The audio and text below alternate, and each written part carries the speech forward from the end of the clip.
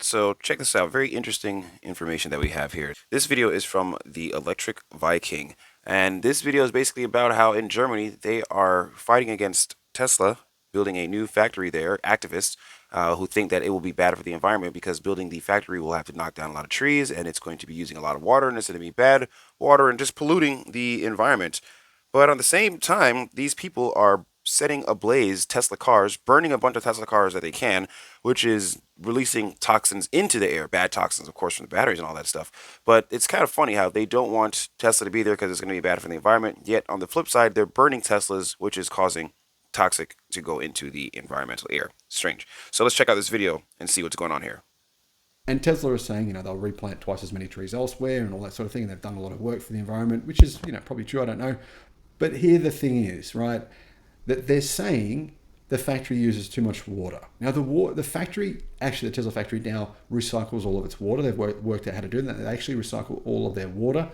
But what I contend here is this. If these protesters were serious about the water issue, which they bring up more than anything else, why do they have no problems with the open cut coal mine down the road? 10 minutes down the road, it uses 141 times more water. 141 times more water than Tesla's Gigafactory. And to be honest, coal mines kill people. I just made a video. Yeah, do you hear that? These people are angry with Tesla, and just literally up the street is a coal factory which is producing energy, which is literally killing people. And they're using 141 times more water than the Tesla factory is going to use. But the difference with the Tesla factory is that they know how to filter their water. So it's funny, these activists, they're not sitting here saying shut down the coal plant. They rather shut down the opportunity for Tesla to be built than the actual thing 10 minutes up the road that's really causing problems. Yesterday, exposing the fact that more than 460,000 people died in the United States over the past 20 years from coal dust. We didn't know how poisonous it was until the last few months. This has come from Harvard. This is serious information here. This coal power plant's literally killing people. They've just ignored that.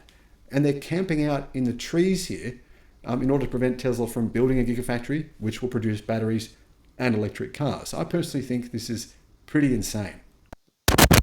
Yeah, I can agree to that. It is personally, in my opinion, very insane that these people are ignoring the coal plant, which is actually killing people, and they're trying to prevent Tesla from being built. I mean, it is just nutty, and it's not even about being biased. It's about what are you standing for, and how come you're not recognizing that you're ignoring the exact thing you're standing for, which is 10 minutes away? And I don't know. It's just pretty nutty to me. But not everyone agrees with me. Guys, what do you think? Let me know in the comments. An environmentalist group called Robin Wood has, I believe, become a part of this. Now, activists have been building campsites within the trees, and they're trying to build tree houses in order to, obviously stop Tesla from being able to remove these trees. In protest against the planned expansion of the Tesla factory in Brandenburg, activists from Broad Alliance occupied the pine forest near the Tesla factory in Grünheide. Activists from Robin Wood are also on site today and have attached a wooden platform in one of the treetops under the motto Forest instead of Monster Factory, where climbers can linger. They are demanding that Tesla and those responsible in the municipality, state and federal government do everything they can to stop the expansion and promote a climate-friendly mobility transition. Now, no one actually knows what they mean by a climate-friendly mobility transition. Are they saying that internal combustion cars are the answer? I mean, what exactly are they saying? I don't think they know. They've been asked as well, what is the solution? Isn't that funny? They've been asked what they've been standing for, and they don't even really know themselves. They just want no factory to be built, and they also don't want SUVs to be around. I mean, it's pretty nutty. It's like, listen, people do want to stand for something, and sometimes people don't know exactly the full measure of what they're standing for because they become part of a group and feel like they're loved and they're accepted because they're part of something. This has happened to me before where I just jump on a bandwagon of things and I don't even know the full story and end up being wrong. Difference is that I don't mind admitting that I was wrong. What's worse is to be wrong and not admit to being wrong and then continue to stand for what you is wrong and you don't even know what the heck you're standing for.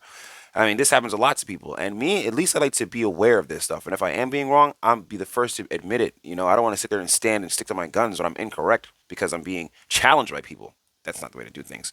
Anyhow, this is a short video. If you want to find out more, keep tuning in. I post videos daily. I'll see you guys tomorrow. Peace.